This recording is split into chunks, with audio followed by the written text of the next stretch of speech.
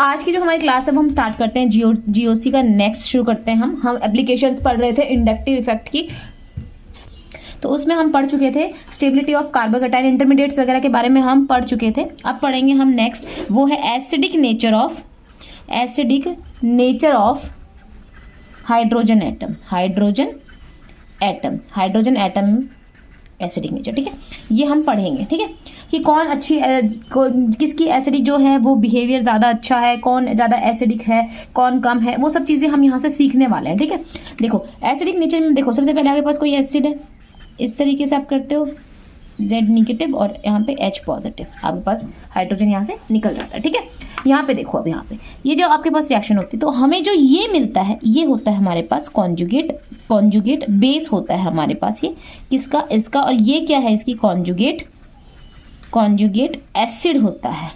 ठीक है, मतलब आपने कोई भी एसिड उसमें से एक हाइड्रोजन निकाल दो, उसके बाद जो बनता है वो जो एनायन बनता है वो आपका उसका क्या हो जाएगा, कॉन्जुगेट बेस हो जाएगा। अगर इसके रिस्पेक्ट में इसकी एसिड पूछी जाए तो इसमें हाइड्रोजन ऐड कर दो तो वो आपकी कॉन्जुगेट एसिड हो जाता है। ठीक है, आप देखो यहाँ पे, अब यहाँ पे हम बात करेंगे एसिडिक नेचर बढ़ेगा या घटेगा, वो कैसे बताएंगे चीज़ें। देखो आपका कॉन्जुगेट बेस को हम देखेंगे कि जितना स्टेबिलिटी, मतलब जितना स्टेबल आपका कॉन्जुगेट बेस बनेगा, ठीक है, जितना स्टेबल आपका कॉन्जुगेट बनेगा बेस, उतना ही जो क्या होगा, एसिडिक नेचर आपकी उसके रिस्पेक्ट में जो एसिड है उसका एसिडिक नेचर क्या करेगा, बढ़ेगा। अगर आपका कॉन्जुगेट बेस की स्टेबिलिटी क्या होगी, इंक्रीज होगी, हम क्या कह रहे हैं, अगर इसकी स्टेबिलिटी क्या हो जाएगी, इंक्रीज होगी कॉन्जुगेट बेस की, तो इसके क्रॉसपॉन्ड जो एसिड है वो क्या हो जाएगा, उसका एसिडिक नेचर भी क्या होगा, इंक्रीज होगा। क्या होगा, इंक्रीज होगा। ठीक है ना। तो देखो हमें क्या मिला यहाँ पे, पता चला कि एसिडिटी की अगर हम बात करते हैं, किसकी एसिडिटी की बात करते हैं, तो वो किस पर डिपेंड कर रही है, हमने देख लिया यहाँ पे स्टेबिलिटी ऑफ कंजुगेट बेस, मैं CB लिख रही हूँ उसको शॉर्ट फॉर्म में, कंजुगेट बेस। तो ये एसिडिटी जो होती है, एसिडिटी वो किस पे डिपेंड करती है, वो कंजुगेट बेस की स्टेबिलिटी पे डिपेंड करती है। ठीक है, क्या कहते हैं, जो हमारे पास यहाँ पे एनायन बना है, जो ये एनायन बना है इसको हम कंजुगेट बेस बोल रहे हैं, तो इसकी स्टेबिलिटी पर डिपेंड करती है क्या, आपकी उस एसिड की एसिडिटी, कि वो कितना एसिडिक है वो नहीं है, वो उसकी स्टेबिलिटी पे डिपेंड करती है। तो यहाँ पे हमें समझ में आया। अगर हम बात कर रहे हैं कि अगर हमने बोला, हम इसको ऐसे भी लिख सकते हैं इसको, कि ये जो एनायन बन रहा है इसको हम ऐसे भी लिख सकते हैं कि स्टेबिलिटी ऑफ एनायन पे डिपेंड कर रही है, जो आपके पास उसमें इस एनायन बन रहा है उसकी स्टेबिलिटी पे डिपेंड कर रही है जो एनायन बन रहा है। ठीक है, तो आपको यहाँ से एक जर्नल मिल गया कि एसिडिटी क्या होगा, एसिडिटी जो आप हमेशा पढ़ते आए हो कि जितनी ज्यादा एचाइन की कंसंट्रेशन होगी उसकी एसिडिटी उतनी ज्यादा होगी। तो यहाँ पे एचाइन बन रहा है, देखो अगर देखी जाए तो, अगर इस टर्म में बात करी जाए, जितनी ज्यादा कंसंट्रेशन किसकी, एचाइन की, उतनी एसिडिटी ज्यादा, concentration of H positive ion. ठीक है, तो ये आपके पास यहाँ पे निकल के आया, होप आपको समझ में आया होगा। ठीक है ना। तो अब देखो यहाँ पे, अगर जब हम एसिड बेस रिएक्शन होती है, ठीक है, तो वो इक्विलिब्रियम में होती है। ठीक है, देखो अगर कोई भी आप एसिड बेस रिएक्शन कराते हो तो वो इक्विलिब्रियम में होती है, तो हम उसके लिए क्या लिखते हैं, इक्विलिब्रियम कांस्टेंट लिखते हैं। जैसे कि आप यही ले लो, आपने क्या किया है, इसको Z नेगेटिव H पॉजिटिव। ठीक है, तो कोई भी रिएक्शन जब आपकी एसिड बेस रिएक्शन होती है, ठीक है, वो इक्विलिब्रियम में होती है, तो उसके लिए हम इक्विलिब्रियम कांस्टेंट लिखते हैं। अगर इसके लिए लिखोगे तो कैसे लिखोगे, कि ये Z पॉजिटिव, ठीक है, यहाँ पे इसको ऐसे लिख लो, अपॉन यहाँ पे ZH। ठीक है, ये आपने इस तरीके से इसका इक्विलिब्रियम कांस्टेंट आपने लिख लिया है। इसको हम क्या बोलते हैं, इक्विलिब्रियम कांस्टेंट। ठीक है, इक्विलिब्रियम कांस्टेंट है, या हम इसको कह सकते हैं एसिड डिसोसिएशन कांस्टेंट। ठीक है, एसिड डिसोसिएशन कांस्टेंट। अब देखो जितनी ज्यादा Ka की वैल्यू इंक्रीज होगी, आप देखो यहाँ पे Ka की वैल्यू कब बढ़ेगी, जब एचाइन की कंसंट्रेशन बढ़ती चली जाएगी। ठीक है, मतलब Ka अगर ज्यादा है कब होगा, जब व्हेन एचाइन कंसंट्रेशन क्या होगी आपके पास, इंक्रीज होगी, तो Ka क्या करेगी, बढ़ेगी, और रिएक्शन कहाँ जाएगी, फॉरवर्ड डायरेक्शन में, रिएक्शन प्रोसीड होगी, फॉरवर्ड डायरेक्शन में जाएगी। ठीक है, अब ये सब चीजें कब होगी, आपको पता है कि जितना ज्यादा, सिंपल सी मैंने क्या बताया आपको, जितना ज्यादा कॉन्जुगेट बेस स्टेबल होगा, जितना ज्यादा हम कहें कॉन्जुगेट बेस की स्टेबिलिटी होगी, वो उतना ही ज्यादा क्या होगा, एसिडिक इन नेचर होगा, उतनी उसकी एसिडिक नेचर, एसिडिटी क्या होगी, इंक्रीज होगी। और हमारे पास जितनी एचाइन की कंसंट्रेशन बढ़ेगी उतना उतना ही एसिडिटी क्या होती है, इंक्रीज होती है। तो हम इसको ओवरऑल हमें क्या मिल गया, एक हमारे पास मैं निकाल के आपको लिखवा देती हूँ यहाँ चार्ट में कि आपको ध्यान क्या रखना है, आपको ये ध्यान रखना है कि एसिडिटी जो होता है इज डायरेक्टली प्रोपोर्शनल टू, किसके प्रोपोर्शनल होता है, Ka वैल्यू के, ठीक है, directly proportional to H ion concentration के, ठीक है, डायरेक्टली प्रोपोर्शनल टू एनायन की स्टेबिलिटी पे, ठीक है, एनायन की स्टेबिलिटी पे, ठीक है, डायरेक्टली प्रोपोर्शनल टू हम उसको कह भी सकते हैं कि स्टेबिलिटी ऑफ, क्या कह सकते हैं, ऑफ कंजुगेट बेस पे, क्या होगी, स्टेबिलिटी ऑफ कंजुगेट बेस पे, ठीक है। अब देखो यहाँ पे ध्यान से मेरी बात सुनना, यहाँ पे आप कभी आपको किसी की Ka वैल्यू दे देंगे, क्वेश्चन में 4 ऑप्शंस दे देंगे और Ka वैल्यू दे देंगे और बता देंगे बताओ किसकी एसिडिटी ज्यादा है। तो आपको पता है Ka value directly proportional to acidity, जिसका Ka ज्यादा उसकी एसिडिटी ज्यादा। तो ये क्वेश्चन आपको इस तरीके से करने होते हैं, ठीक है। एक चीज और बता देती हूँ यहाँ पे कि एसिडिटी, अब देखो आपको और भी फॉर्मूले निकल के आ रहे हैं यहाँ पे, क्योंकि H आयन कंसंट्रेशन आपने पढ़ा है, pH क्या होता है, pH होता है minus log of H ion, ये पढ़ते हो, minus log of H ion आपने पढ़ा है, ठीक है ना। तो अब क्या है यहाँ पे, अब यहाँ पे तो ये acidity directly proportional to H concentration, मतलब H आयन की कंसंट्रेशन पे अगर pH किसी की गिवन हो और आपसे पूछ लिया जाए कि उसकी एसिडिटी ज्यादा है या कम है, तो क्या बताओगे, acidity is inversely proportional to pH, क्योंकि pH क्या होता है, minus log of H ion, ठीक है। तो अब यहाँ पे क्या हो जाएगा, इस तरीके से आपको एक चार्ट मिला, ठीक है ना। अगर आपसे पूछ लिया जाए कि बताओ pKa वैल्यू अगर देके पूछ लिया जाए, तो Ka तो आपको पता है, अगर Ka जो डायरेक्टली प्रोपोर्शनल है तो pKa के क्या हो जाएगा, 1/pKa इनवर्सली प्रोपोर्शनल हो जाता है, ठीक है ना, क्या हो जाता है, इनवर्सली प्रोपोर्शनल हो जाता है। क्यों, क्योंकि आपको पता है pKa अगर हम निकालते हैं तो क्या होता है, जैसे minus log of H ion होता है, इसमें क्या होता है, माइनस log ऑफ Ka, ये, ठीक है। तो ये बढ़ेगा तो ये घटेगा, ठीक है, आप समझ रहे चीजें। तो ये चीज क्या है कि ये अब एसिडिटी का आपको पूरा एक रिलेशन मिल गया। अब आपको क्वेश्चन पेपर में pKa वैल्यू किसी की 4 ऑप्शंस हैं, pKa वैल्यू गिवन मतलब दे के आपको एसिडिटी पूछे तो आप बता सकते हो कि किस तरीके से अगर pKa वैल्यू जिसकी ज्यादा होगी इसकी एसिडिटी उतनी कम होगी। तो आपको इसमें से कुछ भी गिवन हो आप पेपर में आराम से इसको कर सकते हो, ठीक है ना, क्या कर सकते हो, इसको ईजिली सॉल्व कर सकते हो। अब मैं आपको इसके कुछ क्वेश्चन कराती हूँ। जैसे कि हम बात कर रहे हैं पहला क्वेश्चन की, ये हमारे पास है यहाँ पे HA, ठीक है, HB, ठीक है, और आपके पास ये गिवन है इस तरीके से HC, ठीक है। अब इनसे पूछ लिया जाए कि बताओ किसका एसिडिक, मतलब कौन सा हाइड्रोजन जो होगा वो ज्यादा एसिडिक होगा, मतलब ज्यादा एसिडिक कौन सा हाइड्रोजन होगा इनमें से। तो आप कैसे बताओगे इस क्वेश्चन को, सबसे पहले क्या करोगे आप, सबसे पहले इनके हाइड्रोजन रिमूव करके इनके एनायंस में इनको कन्वर्ट करोगे, कंजुगेट बेस बना लो, इसका ये हो जाएगा, इसका बनाएंगे तो इसके ऊपर ये नेगेटिव आ गया, इसके ऊपर बनाएंगे तो इसके ऊपर ये नेगेटिव आ गया, ठीक है, इसके ऊपर ये नेगेटिव आ गया, ठीक है ना। अब देखो यहाँ पे मतलब जो इजीली आपको, अब इसने क्या क्वेश्चन पूछ रहा है, किसका एसिडिक ऑर्डर पूछ रहा है, किसका एसिडिटी जो है वो ज्यादा है, मतलब कौन इजीली अपना हाइड्रोजन दे रहा है, ठीक है ना। तो वो अगर उसकी बात करी जाए तो सबसे पहले अगर ऐसे गिवन हो तो आप उसके कंजुगेट बेस बना लो, क्या कर लो, कंजुगेट बेस बना लो, और उसके बाद देखो हमने अभी तक जो भी कॉन्सेप्ट यहाँ से पढ़े हैं वो यहाँ पे अप्लाई कर देंगे। मैं एक चीज और बता देती हूँ, जितना ज्यादा एसिडिटी की अगर हम बात करेंगे, acidity is inversely proportional to, अगर हम बोलेंगे तो ये किसके इनवर्सली प्रोपोर्शनल होती है, ये प्लस आई इफेक्ट के इनवर्सली प्रोपोर्शनल होती है, ठीक है, और directly proportional to minus I effect, minus I effect के डायरेक्टली प्रोपोर्शनल होती है। ये भी ध्यान रखना, कैसे, क्योंकि देखो अगर मान लो यहाँ पे आपके पास, अगर आपके पास यहाँ पे हाइड्रोजन है, ठीक है, यहाँ पे जो ग्रुप लगा हुआ है वो इलेक्ट्रॉन डोनेटिंग ग्रुप है, बहुत ज्यादा इलेक्ट्रॉन दे रहा है, तो यहाँ पे जो ये हाइड्रोजन है वो इजीली रिमूव नहीं होगा, ठीक है। लेकिन अगर कोई इलेक्ट्रॉन विड्रॉइंग ग्रुप लगा हुआ है, इस बॉन्ड को अपनी तरफ खींचेगा, इसको अपनी तरफ खींचेगा और हाइड्रोजन यहाँ से इजिली रिमूव हो जाएगा, ठीक है। तो यहाँ पे आपको ये चीज भी ध्यान रखनी है। और यहाँ पे अगर अब हम चेक करते हैं तो मैंने आपको पढ़ाया था कि जितनी ज्यादा, अब यहाँ से अगर हम इस तरफ बढ़ते हैं, देखो जितनी रिंग छोटी होती है उसकी परसेंटेज एस करेक्टर उतना ही ज्यादा होता है, लेकिन अगर इस तरफ देखें तो परसेंटेज एस करेक्टर क्या होगा, परसेंटेज एस करेक्टर डिक्रीज हो रहा है, परसेंटेज एक्स करेक्टर यहाँ पे क्या हो रहा है, कम हो रहा है, तो मतलब इलेक्ट्रोनेगेटिविटी डिक्रीज हो रही है। मतलब क्या कह रहे हैं हम यहाँ पे, माइनस आई जो इफेक्ट है वो भी क्या हो रहा है, इस तरफ डिक्रीज हो रहा है। और अगर माइनस आई इफेक्ट डिक्रीज होगा तो ध्यान से देखो यहाँ पे क्या होगा कि एसिडिटी भी क्या होगी, डिक्रीज होगी। तो सबसे ज्यादा एसिडिक कौन होगा, ये होगा, फिर ये और फिर ये। समझ में आया, इस तरीके से क्वेश्चन करने हैं, ठीक है ना। तो आपको ये समझ में आया होगा, मैंने आपको एक क्वेश्चन करा दिया। मैं आपको एक और क्वेश्चन इसमें करा देती हूँ, ठीक है।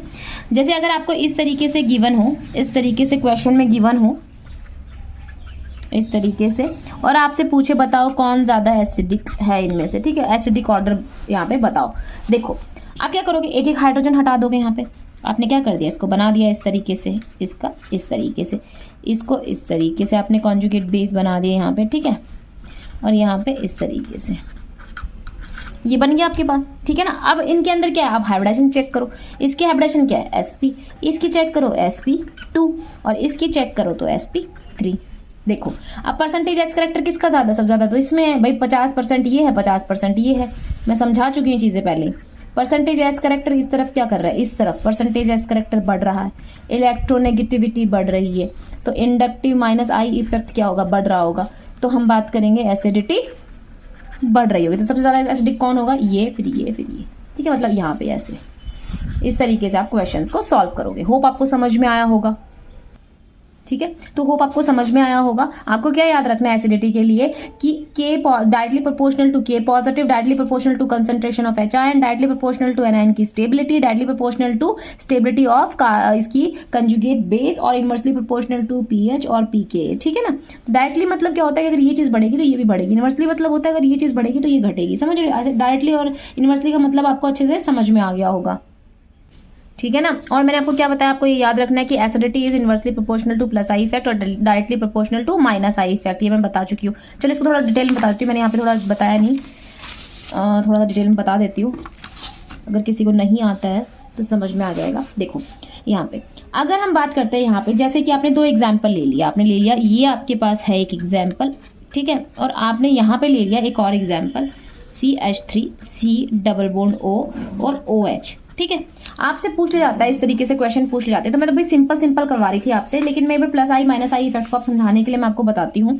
अगर इस तरीके से आपसे पूछ लिया जाए, बताओगे कौन सी इनमें से अच्छी एसिड है, मतलब कौन सी एसिड इनमें से स्ट्रॉन्ग एसिड है, कौन सी एसिड जो है वो स्ट्रॉन्ग और कौन सी वीक है। तो ऐसे क्वेश्चन को करो, कैसे करना, यही कॉन्सेप्ट यही लगने वाला है। देखो plus I minus I effect को मैं समझा रही हूँ यहाँ पे, इसीलिए मैंने आपके पास ये 2 एग्जाम्पल्स लिए हैं, ध्यान से देखो, ठीक है ना। देखो यहाँ पे सबसे पहले मैंने क्या कहा, क्या करो उसमें से आप उसमें से प्रोटॉन, आप एक हाइड्रोजन यहाँ से रिमूव करो, क्योंकि क्या होता है कि एसिड क्या करती है, जो हाइड्रोजन देती है यहाँ से हाइड्रोजन निकलेगा, तो कैसे क्या बनेगा, यहाँ पे जो इसका कंजुगेट बेस बनेगा वो क्या बनेगा, ये बनेगा आपके पास, ठीक है। इसका कंजुगेट बेस बनाओ, इसका कंजुगेट बनेगा आपके पास ये, ठीक है, इसका कॉन्जुगेट बेस बनेगा हमारे पास ये, ठीक है। अब मैंने क्या बोला आपको कि ये चेक करो कि कॉन्जुगेट बेस जो बना है वो स्टेबल है या नहीं है, या अगर वो स्टेबल है तो इट मीन्स वो जो एसिड है वो, उसका जो एसिडिटी की बात करें तो वो बहुत ज़्यादा, मतलब वो स्ट्रॉन्ग एसिड है, ठीक है। और अगर उसका कॉन्जुगेट बेस स्टेबल नहीं बनाया तो वो क्या है, वो वीक एसिड है, ठीक है। तो अभी हम चेक कर लेते हैं यहाँ पे इन दोनों के बीच में कंपेरिजन, क्योंकि क्वेश्चन तो में कंपेरिजन में ही आते हैं क्वेश्चन की किसकी ज़्यादा है किसकी कम है। देखो अब ये देखो, ये बना है और जो हमारे पास ये बना है, ये है हमारे पास फॉर्मेट आयन, क्या है, फॉर्मेट आयन बना है, ठीक है।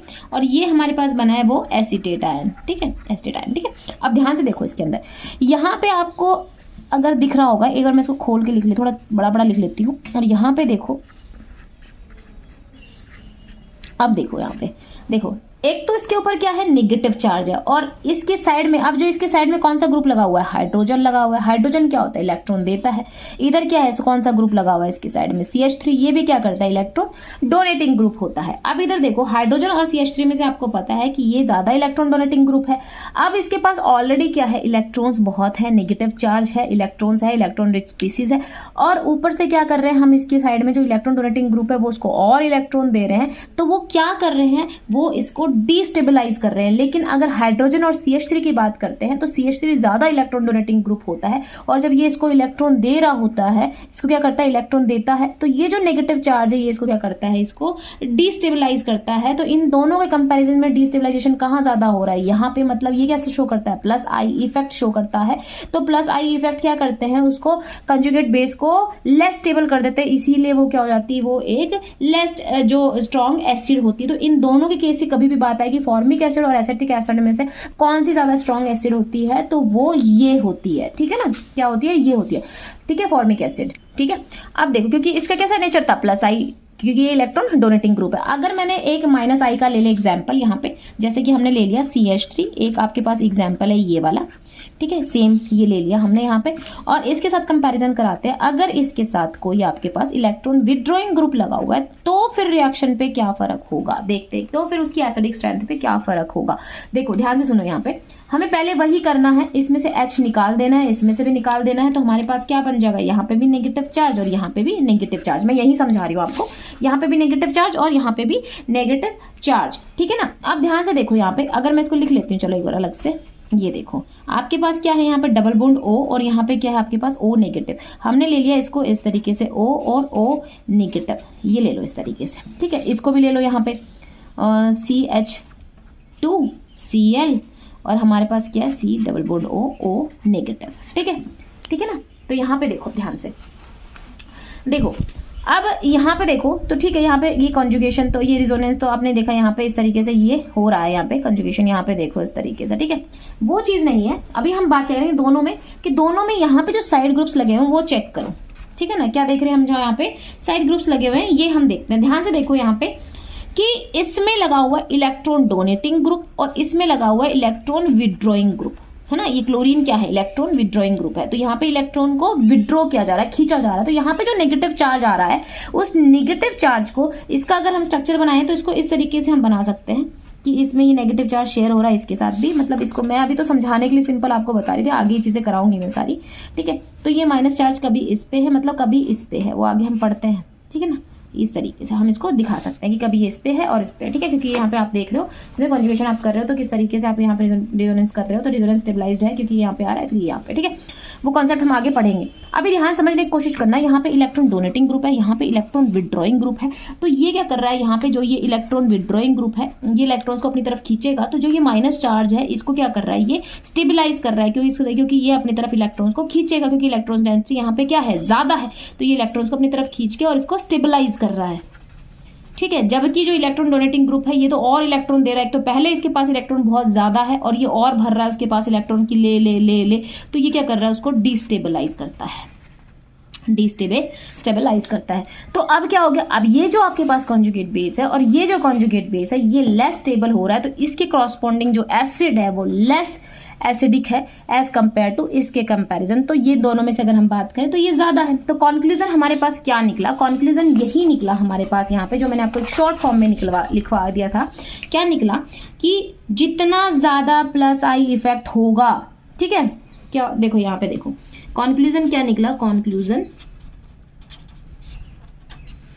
देखो मैंने क्या बोला, जितना स्ट्रॉन्ग प्लस आई इफेक्ट होगा उतना ही ज्यादा वो एसिड क्या होगी, वो एसिड वीक होगी। याद रखना, जितना ज्यादा प्लस आई इफेक्ट होगा उतना ही एसिडिक स्ट्रेंथ कम हो जाएगी, ठीक है। तो वो एसिड क्या हो जाएगी, वो वीक एसिड हो जाएगी। अगर मैंने कंपैरिजन में अगर आपके पास इस तरीके से आ जाए पेपर में, इस तरीके से आपसे पूछ लें, ठीक है, CH3 CH2 COOH CH3 CH3 CH COOH, ठीक है, और आ जाए आपके पास CH3 CH3 और COOH, मतलब ये आ जाए आपके पास। और आपसे पूछ ले कि बताओ इसमें से सबसे ज़्यादा एसिडिक का ऑर्डर लिखो, किसका ज़्यादा होगा, ठीक है। तो आप कैसे लिखोगे, आप चेक करो, क्योंकि एसिड की बात कर रही है यहाँ पे। आप अगर हाइड्रोजन हाइड्रोजन हाइड्रोजन हाइड्रोजन हटाओगे तो इनके कॉरस्पॉन्डिंग कॉन्जुगेट बेस बनेंगे, ठीक है, वो भी ठीक है। अब इनके साइड में देखो ग्रुप कौन से लगे हैं, आप डायरेक्ट देख लो, यहाँ पे क्या CH3, यहाँ पे क्या CH2, यहाँ पे 2 CH3, यहाँ पे 3 CH3,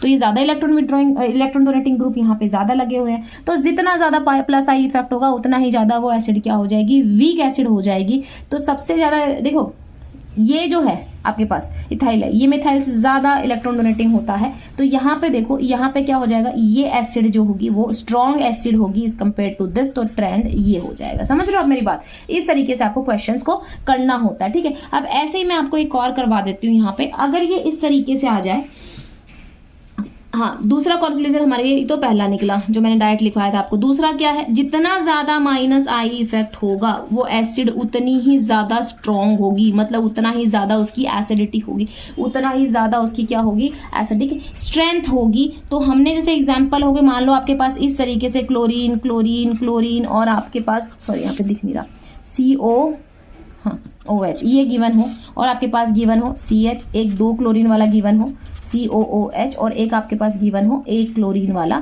ठीक है, इस तरीके से। तो आपसे पूछ लिया जाए कि बताओ कौन सी ज़्यादा एसिडिक है, तो आपको पता है यहाँ पे ज़्यादा इलेक्ट्रॉन डोनेटिंग विड्रॉइंग ग्रुप्स लगे हुए हैं। यहाँ पे क्या है, 2 लगे हैं, यहाँ पे 1 लगा हुआ है। तो माइनस आई इफेक्ट कौन ज़्यादा शो कर रहा है, ये शो कर रहा है। जिसका ज़्यादा माइनस आई इफेक्ट वो उतनी ही ज़्यादा स्ट्रॉन्ग एसिड। तो ये आप इस तरीके से कर सकते हो। Acidic nature of hydrides of group. कई बार आपको ग्रुप्स के हाइड्राइड्स गिवन होते हैं और उससे पूछ लिया जाता है कि बताओ कौन ज़्यादा एसिडिक है। उसका कैसे बताओगे वो देखो आपको पता है 14, 15 और 16 और 17 ग्रुप्स की, ठीक है, ये हाइड्राइड्स की। ग्रुप 14, ग्रुप 16, 15, ग्रुप 16 और ग्रुप 17, ठीक है, हाइड्राइड्स बना रहे हैं हम। चलो इसका लिखवा देते हैं यहाँ पे। ये कार्बन फैमिली होती, कार्बन चमेली से गीत सुनेगी पब्लिक, तो H4 H4 H4 इसके हाइड्राइड बनाते हैं। चलो ये नाइट्रोजन फैमिली, नहीं प्यारे ऐसे सब बिगड़ेंगे, तो NH3 PH3 AH3 और यहाँ पे 3, ठीक है। यहाँ पे ऑक्सीजन फैमिली, उस से टीपो, फिर कालो बराबर फर्स्ट आओगे, ठीक है। तो यहाँ पे H2S H2SC और यहाँ पे H2E, ठीक है। ये फ्लोरीन, फिर कालू बराबर फर्स्ट आओगे, ठीक है। तो HF HCl HBr और HI, ठीक है, ये चीज़ है। अब इसमें आपसे पूछ लिया जाए कि बताओ अगर हम देखें तो इनके अंदर की हाइड्राइड्स की बात करी जाए कि हाइड्राइड्स के अंदर अगर आपको एसिडिक नेचर बताने की बात आ जाए तो आप किस तरीके से इनको करोगे। देखो आपको पता होना चाहिए कि नीचे की तरफ एसिडिटी जो होगा, एसिडिटी की बात करी जाए तो नीचे की तरफ एसिडिटी इंक्रीज होती है। ये मैं डायरेक्ट बता रही हूँ, आगे समझाऊंगी सारी चीज़ें। तो ये ऐसे ऐसे आपको ऐसे दे दोगे। अगर ग्रुप की बात आ जाए ऐसे ऐसे ऐसे, ठीक है ना। अगर आपसे डायरेक्ट ये पूछ ले बताओ आप ग्रुप 14 में क्या होगा ट्रेंड एसिडिटी का, तो आपको पता है कि नीचे की तरफ क्या होगी, एसिडिटी इंक्रीज होती है, ठीक है। लेकिन अगर ये आपसे पूछ लिया जाए अलग अलग, इसमें पूछ लिया जाए पीरियड में पूछे या फिर हम बात करें इसको इस तरीके से पूछे, तो आप उनको किस तरीके से अटेम्प्ट करोगे, आपको मैं समझाती हूँ बिल्कुल सिंपल तरीके से। देखो ध्यान से देखो, आपको ये तो आपको पता ही है कि अगर हम यहाँ से बात करते हैं, मतलब अगर हम बात करते हैं यहाँ से लेफ्ट टू राइट जाते हैं, जब हम पीरियड में ऐसे लेफ्ट टू राइट जाते हैं, इस तरीके से जाते हैं, तो इलेक्ट्रोनेगेटिविटी अगर हम बात करें, क्या इलेक्ट्रोनेगेटिविटी इस तरफ क्या होती है, इंक्रीज होती है, और साइज क्या होता है, इस तरफ डिक्रीज होता है, ठीक है ना। है, और आपको मैंने एक कंसेप्ट बताया कि एसिडिटी क्या होगी, डायरेक्टली प्रोपोर्शनल टू इलेक्ट्रोनेगेटिविटी। बताया मैंने आपको कि इलेक्ट्रोनेगेटिविटी बढ़ेगी तो एसिडिटी बढ़ेगी, ठीक है। अब यहाँ पे ध्यान से सुनो, नीचे की तरफ क्या होता है, इस तरफ अगर हम बात करते हैं तो इस तरफ साइज इंक्रीज होता है। मतलब यहाँ पे अगर हम बात करें तो इस तरफ साइज का फैक्टर क्या करता है, साइज फैक्टर हमारे पास क्या करता है, डोमिनेट कर जाता है, डोमिनेट कर जाता है, ठीक है। साइज फैक्टर हमारे पास क्या कर जाता है, डोमिनेट कर जाता है, ठीक है ना। तो अभी मैंने छोटी चीज बताई आपको। अब मैं आपको एग्जांपल्स के साथ साथ सब सारा कॉन्सेप्ट समझाते हुए चलती हूँ। जैसे कि अगर आपके पास एग्जाम में ये क्वेश्चन बहुत एग्जाम्स में आया हुआ है, ठीक है। ये पूछ लेते हैं कि बताओ इसके अंदर अगर हम बात करें तो कंपेयर करो, इसके अंदर compare the acidic strength, acidic strength को आप कंपेयर करो कि कैसे इसकी एसिडिक स्ट्रेंथ आप समझाओगे, बताओ किसकी ज्यादा है, कैसे करोगे। सबसे पहले जो हम करते हैं, हमने क्या करा, इसके अंदर इसके ये लो कॉन्जुगेट आपने बेस बना लिया यहाँ पे, ठीक है, एनायन बना लिया आपने, हाइड्रोजन एक निकाल के और जो उसके कॉन्जुगेट बेस बना लिया आपने। तो ये हो गए कॉन्जुगेट बेस। तो ये जो कॉन्जुगेट बेस है इसके कोरोस्पॉन्डिंग ये क्या हो जाएंगे, कॉन्जुगेट एसिड, ठीक है, कॉन्जुगेट एसिड। अब ध्यान से देखो, आपको पता है, देखो हमें पता है कि अगर ध्यान से देखना यहाँ पे, ठीक है ना, देखो आपको पता है कि फ्लोरीन की इलेक्ट्रोनेगेटिविटी इस तरफ देख रहे हो तो कार्बन, नाइट्रोजन और हाइड्रोजन, सॉरी ऑक्सीजन और फ्लोरीन। तो इस तरफ हमने क्या बात करी अभी कि इस तरफ क्या होता है, इलेक्ट्रोनेगेटिविटी इंक्रीज होती है। भाई अब जब हम इधर चल रहे हैं तो इलेक्ट्रोनेगेटिविटी तो बढ़ती है ना, ठीक है। ये आपने प्यूरिसिटी में पढ़ा, इलेक्ट्रोनेगेटिविटी क्या होती है, इंक्रीज होती है। अब इलेक्ट्रोनेगेटिविटी इंक्रीज होती है तो acidity is directly proportional to electronegativity, ठीक है। तो फ्लोरीन की electronegativity oxygen, nitrogen, chlorine, carbon से ज्यादा होती है, ठीक है। अब देखो इलेक्ट्रोनेगेटिविटी मतलब उसको एक तरह से हम कहेंगे उसका नेगेटिव चार्ज होल्ड करना जो होता है, कैपेसिटी जो होती है ना वो बढ़ जाना। इलेक्ट्रोनेगेटिविटी की ये ज्यादा नेगेटिव चार्ज को होल्ड करके रख सकता है। तो इस तरफ क्या होगा, नेगेटिविटी बढ़ेगी, इलेक्ट्रोनेगेटिविटी बढ़ी तो हमने कहा कि एसिडिटी बढ़ती है। मतलब यहाँ पे स्टेबिलिटी ऑफ कंजुगेट बेस क्या होगा, बढ़ेगा। और ये अगर ऐसा होगा तो एसिडिटी क्या हो जाएगी, इंक्रीज हो जाएगी। तो अगर हमसे ये पूछ लिया जाए कि बताओ सबसे ज्यादा इसमें एसिडिक कौन होगा, तो आपने इस तरीके से इसको सॉल्व करना है, ठीक है ना। जब हम लेफ्ट टू राइट जाते हैं तो एसिडिटी इस तरीके से बढ़ती है, ठीक है। आप ध्यान से देखो, अगर आपको क्वेश्चन गिवन हो इस तरीके से, ठीक है, आपके पास क्वेश्चन गिवन हो कि HF HCl HBr और HI।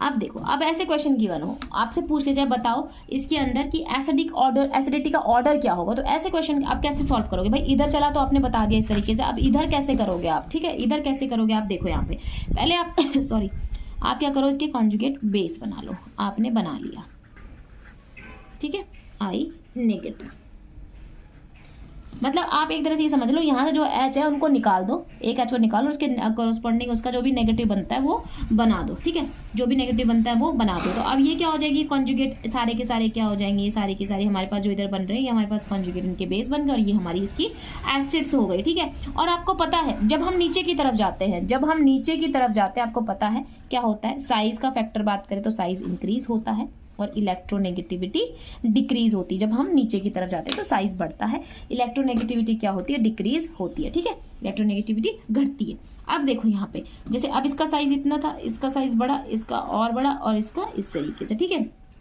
अब जो नेगेटिव चार्ज इसके ऊपर है, अब साइज बड़ा होगा तो ज़्यादा डिस्पर्स हो जाएगा। यहाँ पे इलेक्ट्रॉन डेंसिटी जो है, अगर हम बात करें साइज बढ़ गया यहाँ पे तो मोर डिस्पर्जन हो जाएगा, मोर डिस्पर्स हो जाएगी इलेक्ट्रॉन डेंसिटी, उतनी ही फैल जाएगी, डेंसिटी वहाँ पे डिस्पर्स हो जाएगी। ठीक है ना, तो उतनी ज़्यादा डिस्पर्स हो जाएगा। फिर नीचे की तरफ हमने क्या कहा था, साइज बढ़ता है, याद रखना, जब साइज बढ़ेगा तो हमारे पास, अगर हम देखते हैं चार्ज डेंसिटी की, अगर हम बात करते हैं चार्ज की डेंसिटी की बात करते हैं, जो क्या होता है चार्ज अपॉन वॉल्यूम की बात करते हैं, तो चार्ज सब में एक ही सेम चार्ज है, तो वॉल्यूम की बात करेंगे तो नीचे की तरफ बढ़ रहा है। तो charge density, overall charge density की बात करें, मतलब चार्ज डेंसिटी की बात करें तो चार्ज डेंसिटी नीचे की तरफ क्या होगा, डिक्रीज होगी। जैसे जैसे साइज बढ़ेगा तो चार्ज डेंसिटी क्या होगी, डिक्रीज होगी। और स्टेबिलिटी जो होती है, स्टेबिलिटी वो क्या होगी, इंक्रीज होगी, मतलब स्टेबिलिटी ऑफ कंजुगेट बेस क्या करेगी, बढ़ जाएगी। तो एसिडिटी क्या हो जाएगी, इंक्रीज हो जाएगी। तो मतलब जैसे जैसे साइज बड़ा होगा, जितना नेगेटिव चार्ज इसके ऊपर आया वो सारा का सारा इस पर डिस्पर्ज हो जाएगा और यहाँ पे क्या होगा, ये मोर डिस्पर्जन यहाँ पे हो जाएगा। तो यहाँ पे अगर हम बात करते हैं साइज इंक्रीज होता है तो चार्ज डिस्पर्स ज़्यादा से ज़्यादा होता है, मतलब बहुत ज़्यादा। यहाँ पे जितना साइज बढ़ता चला जाएगा चार्ज उतना ज़्यादा फैलता चला जाएगा, उतना ज़्यादा उसमें डिस्पर्स होता चला जाएगा। और जितना ज़्यादा चार्ज का डिस्पर्जन होगा, याद रखना, जितना ज़्यादा चार्ज क्या करेगा, डिस्पर्स होगा, उतना ही ज़्यादा स्टेबिलिटी की अगर हम बात करें तो स्टेबिलिटी क्या करेगी, बढ़ेगी। ठीक है, तो यहाँ पे अगर हम बात करें, क्योंकि हमें पता है कि इलेक्ट्रोनेगेटिविटी का काम क्या होता है, कि ये तो सिर्फ क्या करेगी, एक तरह से हम कह सकते हैं कि एलिमेंट की हम कह सकते हैं क्या, holding capacity of negative charge की, उसकी होल्डिंग कैपेसिटी क्या है, वो इलेक्ट्रोनेगेटिविटी होती है। कितना वो नेगेटिव चार्ज को वो होल्ड करके रख देता है, वो उसकी इलेक्ट्रोनेगेटिविटी होती है। ठीक है ना, तो यहाँ पे हमारे पास क्या आ गया, यहाँ पे आ गया कि हमारे पास, अब आपको समझ में आ गया कि साइज बढ़ गया तो साइज नीचे की तरफ बढ़ गया, तो क्या होगा, अगर हम बात करेंगे इसके अंदर, तो जितना ज़्यादा साइज बढ़ेगा, मतलब अगर इसको नंबर देते हैं A, B, C और D, तो अगर आपसे बोले सबसे ज़्यादा कौन एसिडिक है इसमें, तो आप कहोगे D, फिर C, फिर B और A, इस तरीके से करें। ठीक है, इस तरीके से कब साइज डोमिनेट करेगा और कब इलेक्ट्रोनेगेटिव वाला फैक्टर लगेगा, वो आपको मैंने इसमें समझा दिया है। होप आपको समझ में आ गया होगा। ठीक है, तो अब आपको एक क्वेश्चन कराती हूँ मैं आपको। देखो क्वेश्चन क्या है वो ध्यान से देखो, बहुत ही अच्छा क्वेश्चन है ये। आपके पास क्वेश्चन है,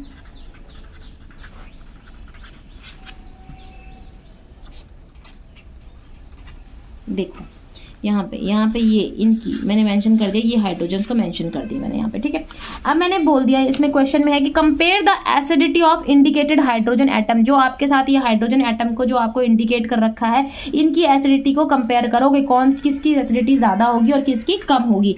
चलो फिर इसके कॉरस्पॉन्डिंग वही करेंगे, इसका कॉन्जुगेट बेस बना लेंगे। हमने इसका कॉन्जुगेट बेस बना लिया। ठीक है, यहाँ पे देखो, यहाँ पे आपके पास, और ये यहाँ पे हाइड्रोजन निकल गया, हाइड्रोजन हटा दो मतलब वहाँ से, तो नेगेटिव चार्ज। यहाँ पे क्या है आपके पास NH2 नेगेटिव चार्ज, और अगर हम बात करें तो नेगेटिव चार्ज, और यहाँ पे नेगेटिव चार्ज। तो आपके पास ये बन गया। अब आपको कॉन्सेप्ट क्या लगाना है, कॉन्सेप्ट वही लगाना है। मैंने क्या बताया था आपको कि अब इनके हाइड्राइड्स को कैसे सॉल्व करोगे इस क्वेश्चन को।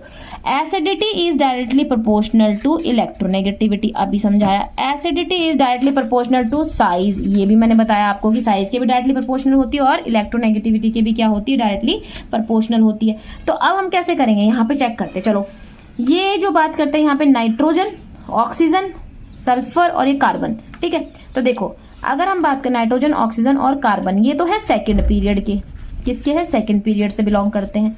ये जो है सल्फर, ये किससे बिलोंग करता है, ये थर्ड पीरियड से बिलोंग करता है।